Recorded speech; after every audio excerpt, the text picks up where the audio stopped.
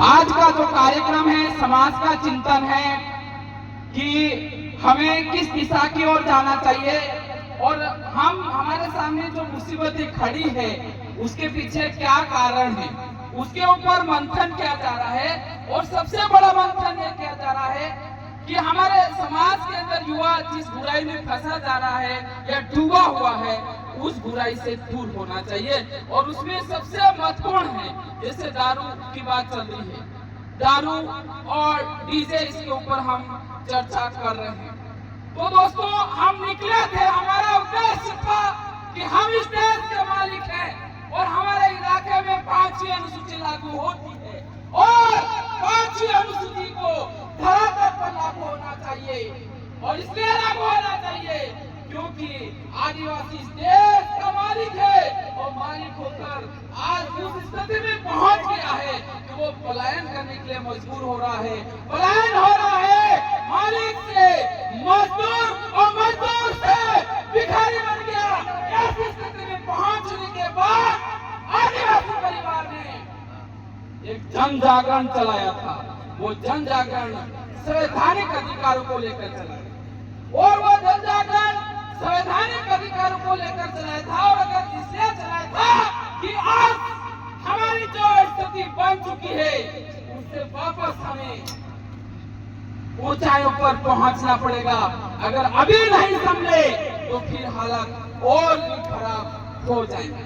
हमारा मकसद था कि 5वीं अनुसूची लागू हो और 5वीं अनुसूची के अंदर सबसे बड़ा कानून यह लिखा हुआ है कि 5वीं अनुसूची क्षेत्र के अंदर एक बीच गैर आदिवासी के लिए ठीक है, गैर आदिवासी के लिए ठीक है, सरकार की भी नहीं है। लेकिन आज की तारीख में सरकार अतिक्रमण कर चुकी और बहुत कंपनीज अतिक्रमण कर चुकी। लेकिन दोस्तों, दुख की बात तो यह है कि हमारा सबसे बड़ा जो लक्ष्य था उसको भूलकर आज हमें ऐसी कुरीतियों के ऊपर चिंतन मनन करना पड़ रहा है जो बहुत शर्म की विषय कि आजादी के 78 सालों के बाद आदिवासी समाज है शराब और डीजे के ऊपर चर्चा कर रहा है। It is very matter of the concern, big matter of the concern that we should gather here, we should sit together for our fundamental rights, for our constitutional rights. आज 78 सालों के बाद इसलिए बैठना चाहिए था हमें कि हमारे भारत सरकार जो बनती है, देश की केंद्र सरकार बनती है, उसमें भारत का प्रधानमंत्री क्यों नहीं बन रहा है? होम मिनिस्टर आदिवासी से क्यों नहीं है? आदिवासी समुदाय से वित्त मंत्री क्यों नहीं बन रहा? इस विषय के ऊपर चर्चा करनी चाहिए थी, लेकिन हम कहां से कहां आ गए, विचारणीय बिंदु है।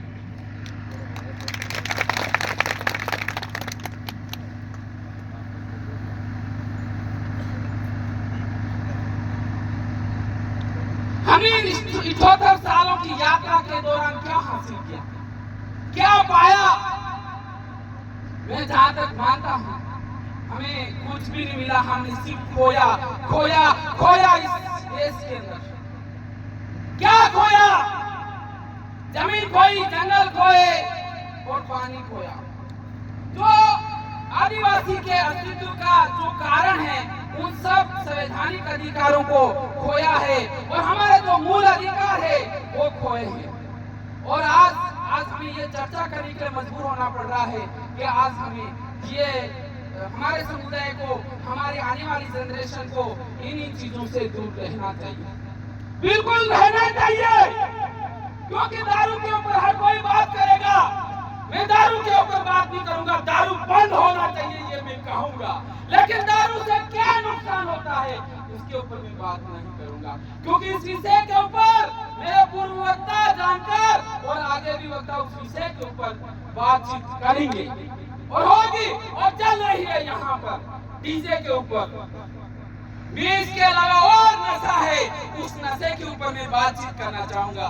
वो नशा कुछ अलग है और उस नशे के गिरफ्त में सब आ चुके हैं और इतने आ चुके हैं कि वो सोच रहे मैं नशा कुछ नहीं करता।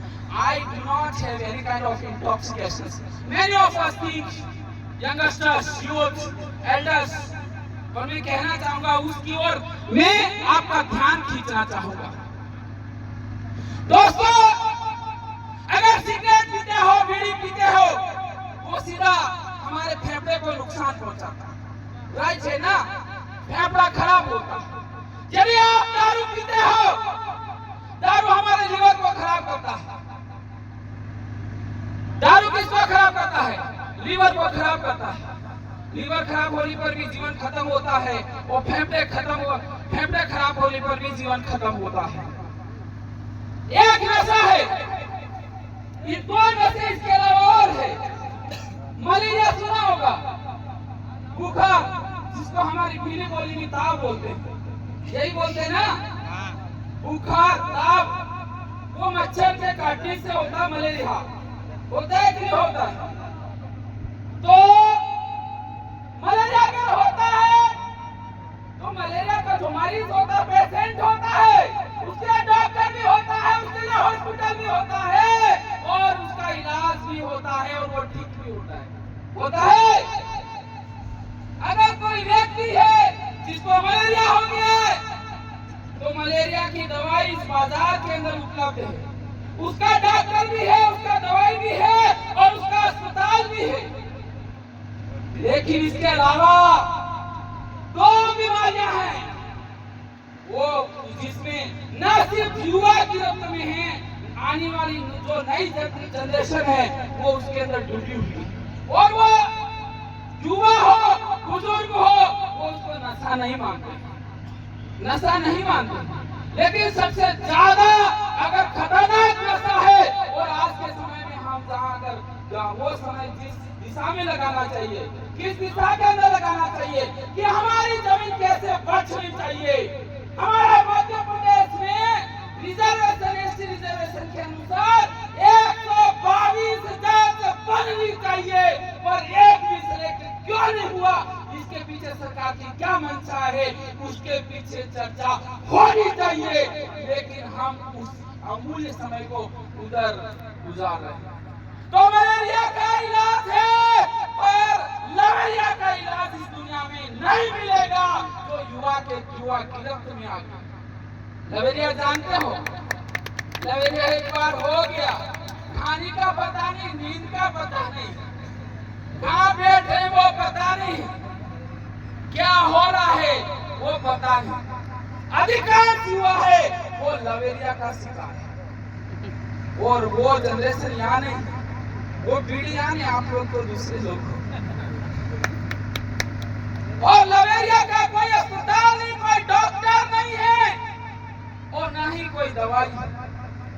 और इससे एक और बड़ी दवाई है, दवाई नहीं बीमारी है, मोबाइल के नशेड़ी।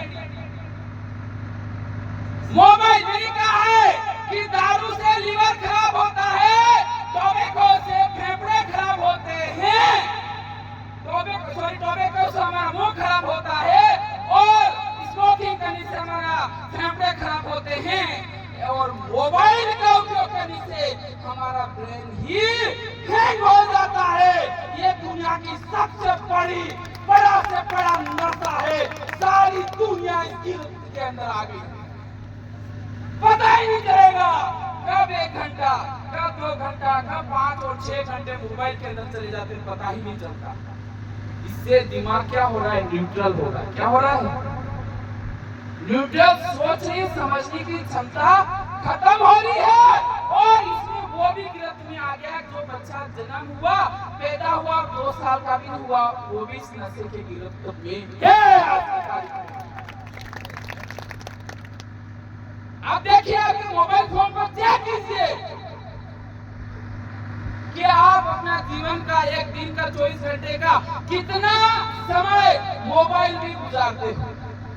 तो मैं ये कह सकता हूँ कि कोई तो 10 घंटे भी बिताते होंगे, कोई 6 घंटे भी बिताता होगा। बस स्क्रॉलिंग का आदत बन गई, बस अनावश्यक चलते रहो। और वहां पर तो वो ऐसी दुनिया है, अरब सागर, महासागर, प्रशांत महासागर, पूरी दुनिया उसमें डूब गई है, पर वो बाहर नहीं निकल यदि वास्तव में आप अपने समाज को आत्मनिर्भर बनाना चाहते हो, इस देश का मालिक बनाना चाहते हो, तो आपको ये शुरुआत स्वयं से करनी हो।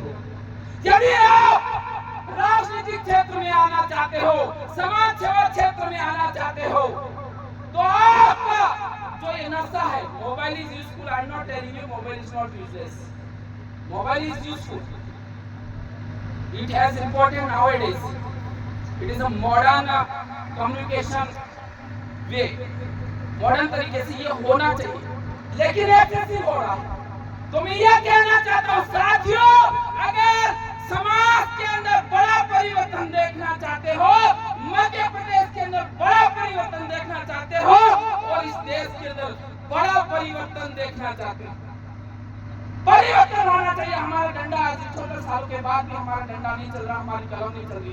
कौन सी आजादी में रह रहे, कौन से संवैधानिक देश में रह रहे हो आप लोग?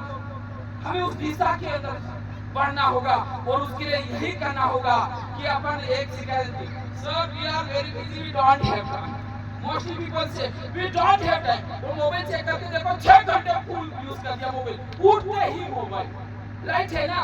तो मैं कह रहा हूं कि अगर आपका हर दिन का 6 घंटे अगर आप मोबाइल यूज करते हो, तो कम से कम 5 घंटे करो, 1 घंटा मोबाइल को दो, 5 घंटे छोटी छोटी पॉकेट बैठक, कोई जरूरत नहीं पैसे, कोई टेंट की जरूरत नहीं, there is no need of tent, mics, any facilities, just go to door, हर घर घर जाइए।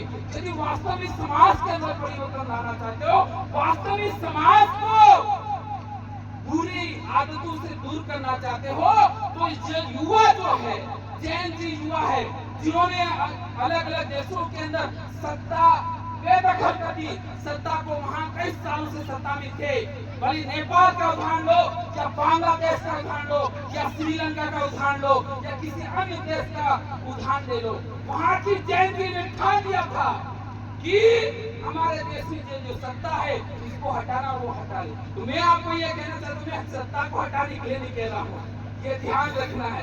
मैं ये कहना चाहता हूँ, हमारे समाज में जो बुरी आदतें या बुरी चीजें आ चुकी है, इसको हटाने के लिए जैन जी थाने और हर गांव हर ढाणी जाकर जन जागरण करें और बताएं कि आप ये चीज नहीं करें, और शुरुआत घर से करें। आप सोचिए कि जिस समय टेक्नोलॉजी नहीं थी, जिस समय संसाधन नहीं थे, ये जो मामा जी हैं बालेश्वर जी दयाल उत्तर प्रदेश से यहाँ आए, जो यहाँ की भाषा नहीं जानते थे, यहाँ की कल्चर नहीं जानते थे, यहाँ के रीति रिवाज नहीं जानते थे, और उन्होंने ठान लिया था कि मुझे इस एरिया में परिवर्तन लाना है, और उन्होंने पैदल चला और लाखों किलोमीटर पैदल यात्रा करी।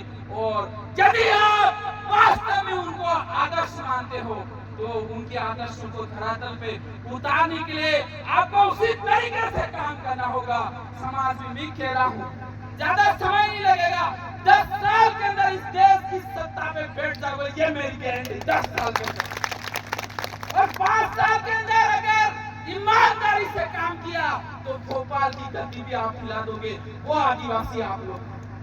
आपके अंदर बहुत ताकत है, लेकिन अपन को ये समझना होगा the value of the time, और value of the time will come from your understanding, give up the bad habits, all these things. 5वीं अनुसूची, बहुत सारे लॉ है हमारे देश के अंदर, उसके ऊपर हम क्या बात करें?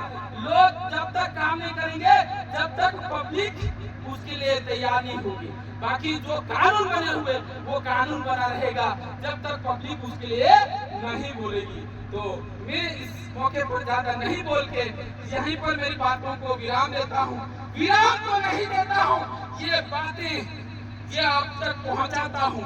ये जिम्मेदारी आपकी है कि हम वहाँ से यहाँ आए और आप ये मैसेज जन जन तक पहुँचाएं, और ध्यान दें कि हम लोग इस देश के राजा थे, मालिक थे, और हम फिर से मालिक बनने के लिए तैयार हो चुके हैं। तो साथियों, लास्ट में एक नारा देना है, जय जोहार का नारा है, जिंदाबाद जोहार